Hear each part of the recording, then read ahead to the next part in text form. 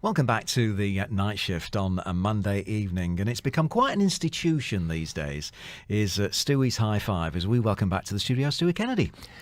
Good evening, Mark. Have the riots stopped? Have the riots about my best male singer and well, female let's just singers? Reflect back to last week. We did your high five of female singers last week, and I thought it was a good one, and most of our listeners did as well. The odd couple, though, were very unhappy that you left out Celine Dion and put in Adele. In fact, we had one gentleman, I was talking to him on air, on the phone, who was really put out about that, and he said, how can he put in Adele and leave out Celine Dion? What's going on? So, was his name Mr. Dion? No, his name was Dev, actually. I remember him very clearly. But he kind of forgave you when Whitney Houston was at the top. I don't think. The thing about these high fives is they are a personal choice, and of course, there's going to be lots of opinions, and that's what makes it so much fun. If you've not come across Stuee before, he's a really well-known guy around town, great singer, entertainer. You're bound to run into him at one of these events, I can tell you. Where are you working at the moment, Stuee? I'm still up at Atmosphere 3 times a week, 122 floors up in the Burj Khalifa. Cool, that's a prestigious gig, isn't it? It most certainly is. It's very nice. We're in a lounge. It's a very laid-back, mellow evening. Very background music. Lovely. Now, we're looking at movie soundtracks, your high five this week. We started out at 5 with Grease, John Travolta, Olivia Newton-John. Number 4, which I thought should be number 1, was Saturday Night Fever. Yet again, John Travolta in there. And then we turned to the band The Who and the soundtrack of Quadrophenia, looking at the world of mods and rockers. So we got number 2 and we got number 1 to get through. What's your number 2? Number 2, it's another really gritty movie, but you know what? It's an instant classic. This was released in 1994, and the soundtrack is what kind of made the film for me. Mm-hmm. It's Quentin Tarantino's Pulp Fiction. Again, a great choice of movie soundtrack. Just hit me up some of those songs that were on there. Well, you've got Al Green, Let's Stay Together, Dusty Springfield, Son of a Preacher Man, wow. Girl, You'll Be a Woman Soon from Neil Diamond, You Never Can Tell from Chuck Berry, and of course, you've got John Travolta dancing to that for the first time in 20 years on film with Uma Thurman. Yeah. You've got the main title film is called Miss Relu. And it was released in 1962 by Dick Dale and his Deltones. Dick Dale and the Deltones. And if it's the Black Eyed Peas nicked it for their one of their number 1 songs. They call it sampling, don't they? Sampling, It is nicking it, yeah. It got more than 10 million people to buy the soundtrack. This one, what I liked about this in the actual soundtrack is you've got snippets from the movie.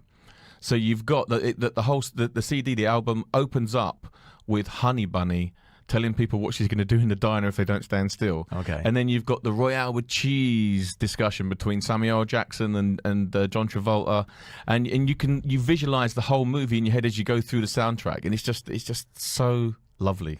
Yeah, I mean, the storyline, just remind us of what the movie's about. Well, it's a really weird one because the timeline in it is completely messed around because it's a 1994 film. It's not a spoiler. In the middle of the film, Bruce Willis kills John Travolta. Right. But at the very end of the movie, John Travolta walks out with Samuel L. Jackson, a free man, because the timeline is a bit mixed up, the way that they do it. So it's like 6 interconnecting stories. Yeah. And the way Tarantino put it together is just it's genius. It's proper Pulp Fiction. It's that kind of pulp novel. That it was just sort of like, oh, what's happening? No, this is this. All these stories, they all interconnect. Everyone interconnects with everyone else, and it just works. And isn't it amazing? It's the 3rd appearance of John Travolta in your high five. Yeah, exactly. Right then, so the moment has come. We've had, as I said, Grease, Saturday Night Fever, Quadrophenia, Pulp Fiction at 2.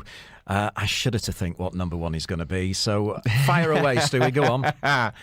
So in at number 1 is a Saturday Night Live comedy duo that decided to make a movie out of a couple of their characters. You might have heard of them.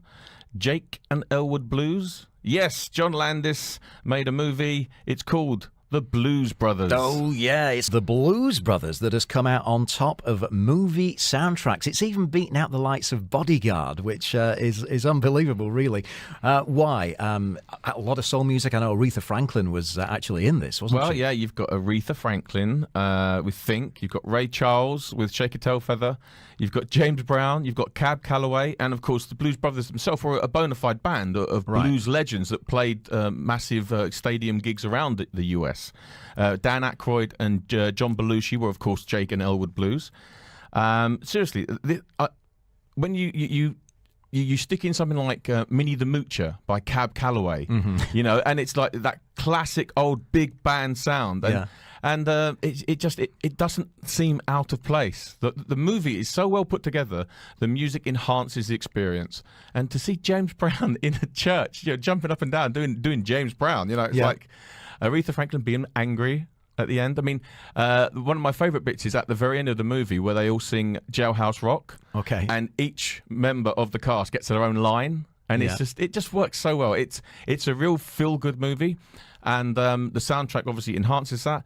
And you've got people like Carrie Fisher in it. You've got Steven Spielberg making cameos in it. Right. And it just for me, it works on every level. It cost like $30 million to make in 1980, which was like some of a record for the amount of car chases and cars that they damaged on it. But it pulled in over 100 million. Yeah. So and the funny thing is, I mean, there's guys to this day who are going around the world as tribute acts to the Blues Brothers, aren't they? Myself included. Yeah.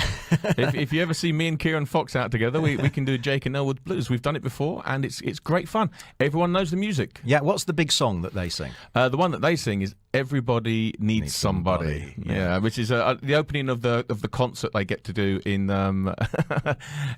Chicago. Yeah, Stuey, it's been a really good high five this week. Enjoyed it. I would disagree with your number one personally. Saturday Night Fever would be my number one, but all great ones in there. Sadly, Bodyguard didn't make it. What do you think about that, listeners? Let me know. 4001 Stuey. We'll see you next week. Yes, we will.